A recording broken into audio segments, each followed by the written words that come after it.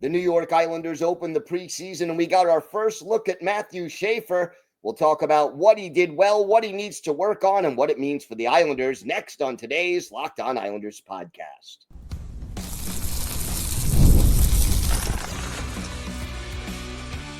Your Locked On Islanders, your daily podcast on the New York Islanders. Part of the Locked On Podcast Network, your team every day. Welcome, everybody, to the Monday edition of the Locked On Islanders podcast. We are part of the Locked On Podcast Network, your team every day. I want to thank everyone who makes Locked On Islanders your first listen every day. Don't forget to subscribe on YouTube or wherever you listen to podcasts so you never miss an episode.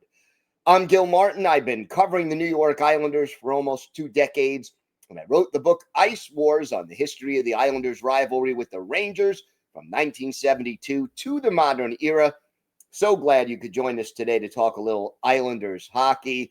And the preseason has started. The Islanders back on the ice. We will have our key takeaways from the game, including our first impression of 2 of the 3 Islanders' first-round draft picks, Mathew Schaefer and Kashawn Aitcheson. We'll break down how all the players looked, and we'll also talk about some changes in the broadcast booth this year and what they mean. All that and more coming up on this episode. Islanders fall in a shootout. It was, an 11-round shootout? So, we had that little extra bonus action. But losing 3-2 in an 11-round shootout in the first preseason game, not bothering me. I am honestly not concerned with the outcome of preseason games. It is more about how players look, what they do. Do they fit in? Who's rusty? Who looks good? Who has chemistry with each other? And of course, injuries always something that you want to keep an eye out for. And we did unfortunately have a troubling injury in this game. And look, there were some obvious bright spots in this game. David Rittich, facing 14 shots, makes 13 saves, and Parker Gahagan, the other goalie in this game, also playing well, 16 shots faced, 15 saves. Kyle Palmieri with a goal and an assist, so that was definitely a plus. And I'm going to start with the penalty kill, which really did a good job for the New York Islanders. They did not surrender a power play goal. Now, there weren't a lot of power play opportunities, but at least the PK looked solid. And that is refreshing because this penalty kill destroyed the Islanders last year. And, to go out there and go up against a team like the Flyers that has talented players like Matvei Michkov and Trevor Zegras. I mean, look, it's not the Oilers or the Panthers. It's still preseason, but at the same time, the PK did not look overmatched. The puck did not stay in the Islanders zone extensively. And overall, I think, not just on the PK, but throughout the game, there were the puck was not stuck in the Islanders zone for, 30, 45 seconds, a minute, 2 minutes at a time. You didn't have that early in this game, the difficulty of clearing the zone, which the Islanders have struggled with so many times in recent years. So that was encouraging. Obviously, Mathew Barzal back out on the ice. First time he had an assist. He was a +2. Took 4 shots on goal, which was second on the team behind Bo Horvat. who had 5, as did Matthew Schaefer. But the point is, Barzy's skating looked good. And by the third period or by overtime, he was doing the Barzy things. Now, I don't think he was going all out as far as his change of direction was concerned. I think he was a little cautious, not a lot. And maybe I'm reading too much into this, but there's no need at this point. You test it, you be comfortable with what you're doing, and it looked like he passed the test as far as his skating was concerned. And you like to see that. Look, Mathew Barzal has his shortcomings as a player, but he is the Islanders' best playmaker and best skater among the forwards. And to see him out there like that was really, really encouraging. The other highlight, for sure, goals scored by Marshall Warren, the Long Island native. He had 2 shots on goal. He was a +1. And yes, he scored the goal that put the Islanders ahead 2-1 late in the second period. Warren played well. I think he's Bridgeport bound. I don't think he's really a threat to make this roster this year, but you always want to make that good first impression. And if injuries hit and you need to call up a guy, Marshall Warren is making that impression where the coaching staff or the GM, could say, hey, Marshall Warren played well in the preseason. He looked good in camp. Maybe we consider bringing him up as opposed to somebody who didn't play as well in training camp.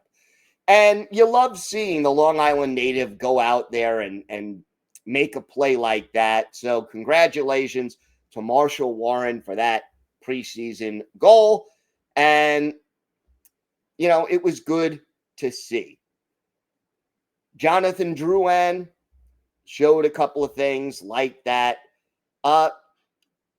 Max Shabanov, and apparently that's how he pronounces it. I went with the typical Russian pronunciation, which is Shabanov, accent second syllable, but he apparently told the broadcasters it's Shabanov. So Shabanov looked all right. Now, again, he made some nice moves. He had 2 shots on goal, made a pass that I liked very much. There were times clearly when his lack of size did matter. And he was, checked off the puck, didn't win a 50-50 puck battle. But again, I liked what I saw from him. And clearly the skill is there. And I like what I am seeing as far as developing chemistry between Shabanov and Bo Horvat. And, Patrick Waugh kind of put them together as a duo for a reason. And we'll see how that ends up playing out. So that was definitely a positive. And Luca Romano, he ended up with 1 shot on goal. He was a -1. That fourth line was a -1. But Romano, first of all, his shootout attempt was pretty. I mean, really, really pretty. And again, he's not going to start the season in the NHL. He may not even play in the NHL all year. But I like the potential. I like the skill set that I saw in this game from him.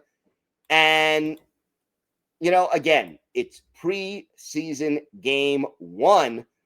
So you're looking for those first impressions. And overall, the power play still needs some work.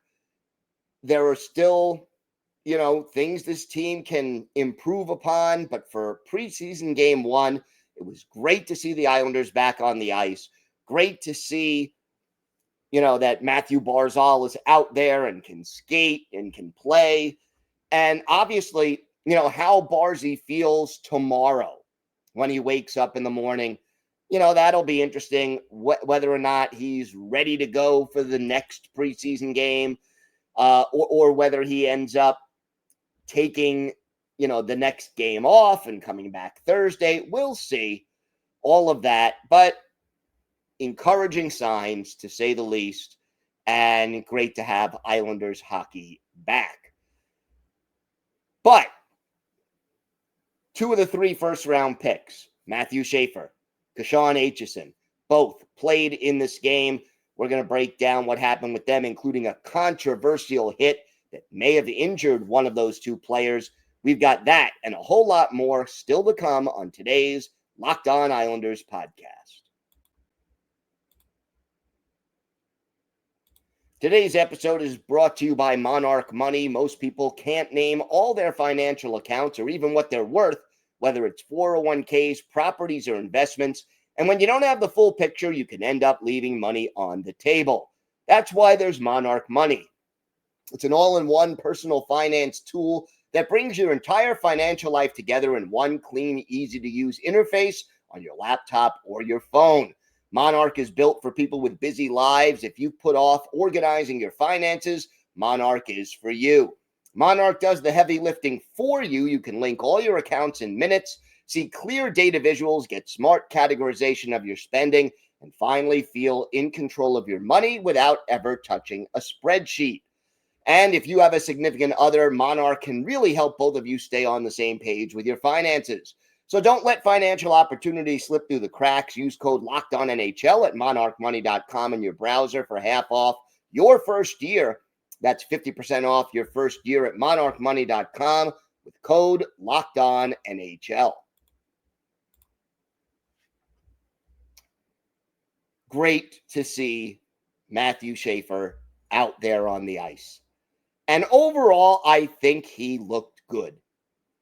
And yet, what we saw from Mathew Schaefer in this game was sort of a snapshot of where he's at in his development.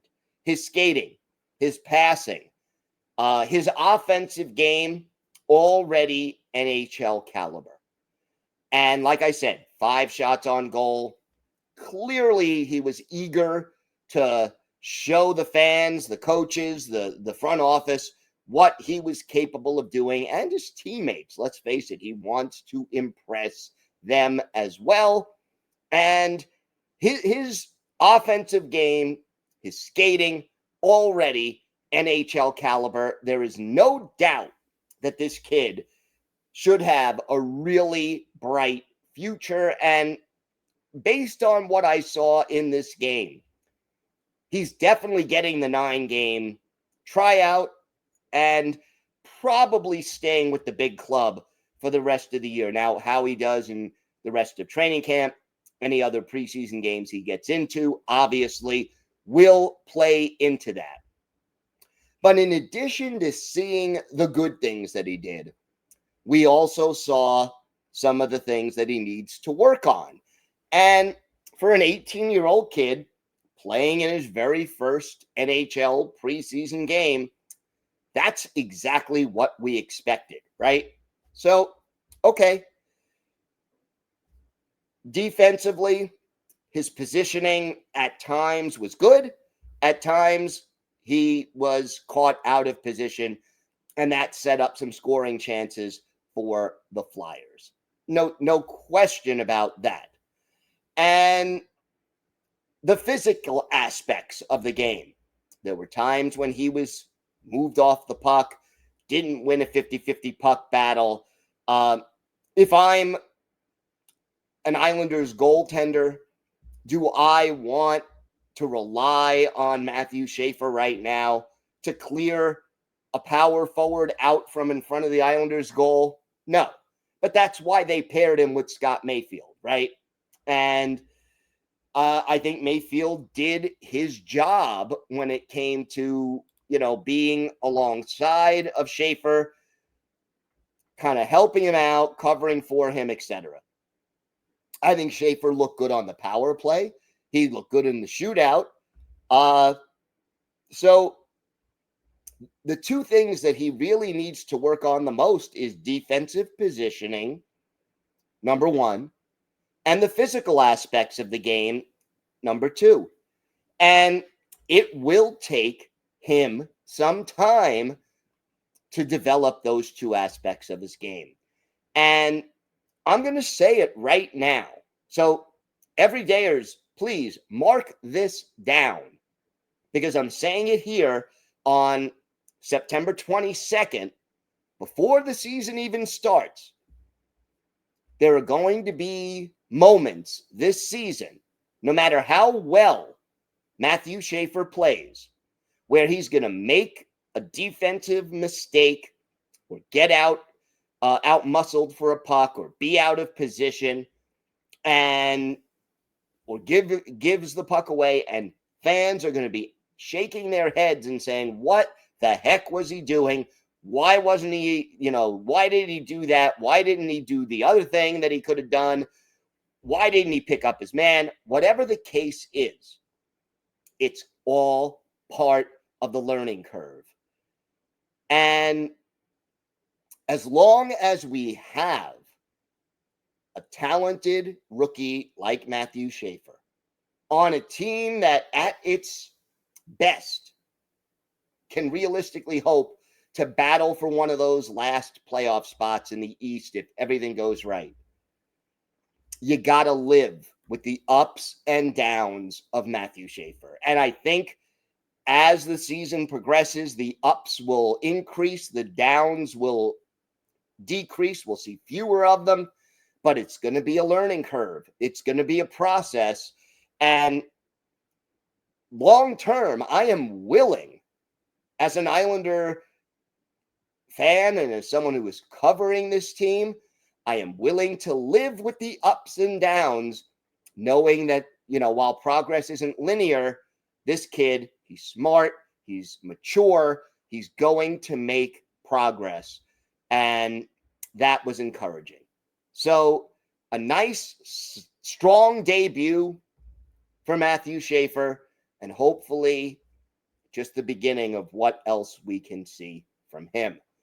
As for Kashawn Aitcheson, again, had his moments, but also had some issues. Delivered a couple of really good hits, but took a penalty. Schaefer took two penalties, one for delay of game, one, I believe it was holding. He was out of position. He made, grabbed the guy. And, again, that's going to come with experience. But the problem with Aitcheson, Schaefer was on the ice for 24:39, Aitcheson 18:09. But Aitcheson got hurt. Had 4 shots on goal. Looked good. Only officially awarded 1 hit. But I think he played well defensively and had some physical moments. But he took what really looked like a knee-on-knee hit and left the game early. And, needed assistance to get off the ice. I hope that the NHL Department of Player Safety takes a look at it. Because this was streamed, it was hard to see. There weren't replays. Eventually, on social media, I was able to view a replay. There's only one angle, but from that angle, it really looked like a knee-on-knee hit. I was surprised there was no penalty, and I give credit to Tony DeAngelo for stepping up. He took a roughing penalty, defending Aitcheson and going after the guy who, made that what really looked like a dirty hit on the play. And first of all, let's say this. Memo to Tony DeAngelo, and again, it's preseason. I'm not going to lose sleep over this. But glad the Islanders stood up. So many listeners and viewers and everydayers have said, this team doesn't have an enforcer. This team needs to stick up for each other better. And you guys are right. There is no clear-cut enforcer. And last year, this team did not always stand up for their teammates. But D'Angelo stepped up. The only criticism I have, if you're going to go do that, you got to take another guy off the ice with you. If D'Angelo gets called for roughing, then the Flyers player who was also involved in the play should also have gone off for roughing. So you got to draw it off so it's even. But either way, especially in the preseason, you got to stick up for your teammate, and the Islanders did, and I give them credit. That was an encouraging thing to see, and hopefully Aitcheson is okay. I mean, again, he's not going to be in the NHL to start the season, may not even play in the NHL this year. Probably going back to juniors. But I liked what I saw before the injury, and hopefully the injury is not a big issue. And obviously we will have updates for you with regard to that. We've got more to get to on today's show. The Islanders over the weekend announced some changes to the broadcast booth. Let's see what you all think of that. And for our Islanders birthday of the day, a defenseman who started his career with the Islanders in the mid-'80s and stayed with the team through the 87-88 season. Let's see if you can guess who this Toronto native is. We'll talk about him and his impact on the team next on today's Locked On Islanders podcast. Today's episode is brought to you by FanDuel. The NFL season is here, and FanDuel is making sure you're ready for kickoff with a can't-miss offer. Right now, new customers can bet just $5, and if your bet wins, you'll get $300 in bonus bets to use across the app. Again, place that first $5 bet, and if it wins, you get $300 in bonus bets to use across the app. I love using FanDuel because it fits however you like to bet. You like player props, maybe building a same-game parlay to try to win bigger, or even jumping in live as the action unfolds. It makes every game more exciting, whether you're watching your favorite team or just keeping an eye on your fantasy lineup. So, are you ready to play? Download the FanDuel app now by visiting FanDuel.com to get started. That's FanDuel.com to place your first $5 bet. If it wins, you get $300 in bonus bets. FanDuel.com. Check it out today. The Islanders made an announcement, and it was a little bit of a surprise, maybe more because of the timing of it than because of the substance of it. But right now, MSG Network announcing that Thomas Hickey will be working the majority of the games this year in the booth as color analyst alongside Brendan Burke. And that makes sense. Hickey has really done a great job in the broadcast booth. You see the growth. You see what he's been doing. He's also worked on some prime video broadcasts up in Canada. And, you know, he's an up-and-comer who deserves that role. Butch Goring, who has held that role since 2010, still going to be on the broadcast.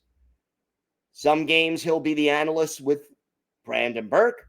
Sometimes it'll be a three-man booth with Burke, Butch, and Hickey, and pregame and postgame, right? So we'll see how that plays out. Look, Butch Goring, 75 years old. Maybe he doesn't want to travel as much. Maybe it's time for him to slow down a little bit. I love Butch. Kind of, you know, that connection with the dynasty years, and yet, you know, seeing him start to wind down makes me feel kind of old, to be honest with you. And Cal Clutterbuck will also be expanding his role. He did color commentary on the live stream of this first preseason game. So we had that. And basically, he will be more involved in pregame, intermission reports, and postgame segments. So some minor changes being made right now to the broadcast booth for the New York Islanders. And we'll see how it all plays out over the course of the season. I can't say I'm shocked at this. It kind of is what it is. But, it's time. And I think very little doubt in my mind that, Hickey, he's an up-and-comer, and he belongs getting a bigger role. Glad Butcher's not leaving us entirely, and that's how it's going to look this season. And, obviously we'll see more of how it plays out once regular broadcasts resume, and that'll be later on during the preseason. Time now for our Islanders birthday of the day. And Sunday was the 63rd birthday of former Islanders defenseman Gord Dineen. Dineen, a native of Toronto, second-round pick of the Islanders in 1981 after playing for the Sioux Greyhounds of the OHL. Played 2 games for the Isles in 82-83, 43 games in 83-84, and stayed with the team until the trade deadline, roughly in 87-88, where he was dealt to the Minnesota North Stars. Later played for the Penguins, the Senators, and then briefly for the Islanders again in 94-95, 9 more games. Hung up his skates after the 99-2000 season, spent the last 5 years in the minor leagues, played in 528 career NHL games, more of a defensive defenseman, 16 goals, 106 points and 695 penalty minutes, add a goal and 8 points in 40 playoff games, with a lot of those coming for the New York Islanders. One of his better games with the Isles, how about in the playoffs? May 1st, 1984, Islanders hosting the Montreal Canadiens in Game 4 of the Wales Conference Final Series. And at this point, the Islanders were down 2-0. They had won Game 3 and needed to win Game 4 to get even in this series at the old barn. Steve Penny, the goalie for Montreal, Billy Smith for the Islanders. And after one period, it was 1-1. Thomas Janssen for the Islanders on the power play. Steve Shutt on the power play for the Habs. But in the third, after Mike Bossy made it 2-1 late in the second, our Islanders' birthday of the day, Gord Dineen scores the clincher 2.5 minutes in. John Tonelli, the only assist. Islanders win it 3-1. Smith with 26 saves for Gord Dineen. He was a +1. He scored a goal. It was at even strength, and it was on his only shot on goal in the game. Gord Dineen is our Islanders' birthday of the day. Thank you for making Locked On Islanders your first listen today. For your second listen, check out the Locked On NHL podcast. There is no off season. We're bringing you the daily league-wide stories that matter most with the local coverage you love from Locked On. Find Locked On NHL on YouTube or wherever you listen to podcasts. It's part of the Locked On Podcast Network, your team every day.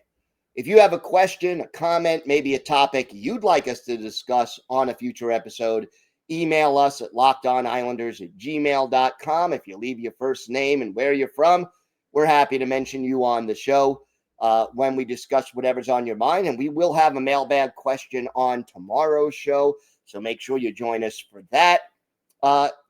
You could follow the show on X at Locked On Isles. You could follow me, Gil Martin, on X at Ice Wars, NYR, VSNYI. We'll keep you up to date on all things Islanders all year long, and I am live tweeting during nearly every Islanders home and road game. So join me for a little instant insight and analysis, and it's great to talk Islanders hockey with you, game time or anytime. I will not be live tweeting during Tuesday night's game due to the holiday, but almost every other game, I will be live tweeting. So definitely check that out. We will be back tomorrow, everydayers. We'll get to that mailbag question. We'll have the latest updates from Islanders training camp and hopefully maybe an injury update on Kashawn Aitcheson. Have a great day, everybody. Stay safe. And of course, let's go Islanders.